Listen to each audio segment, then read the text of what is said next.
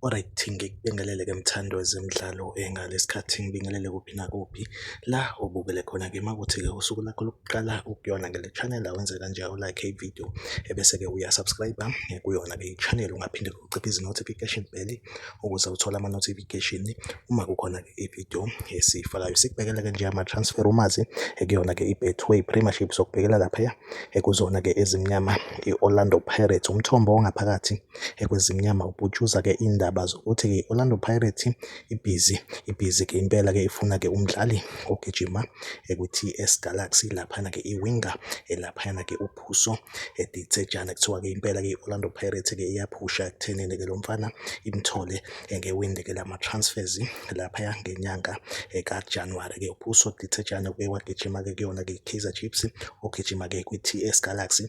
Njengamanje-ke kuthiwa-ke i-Orlando Pirates-ke impela iyaphusha ukuthi-ke imthole lo mdlali-ke. Njengamanje-ke ingxoxo isaqhubeka between-ke i-Orlando Pirates nayo-ke i-TS Galaxy-ke. Iyona update engiyiphethe-ke njengamanje. Like ividiyo, usubscribe kuyona-ke i-channel. Mina nawe ngizohlezi ngikhona ngulethela ama-transfer news kwi-Betway Premiership ukuhlanganisa nama-transfer rumors. Kwamanje-ke ividiyo yethu asibambe la, nisale kahle.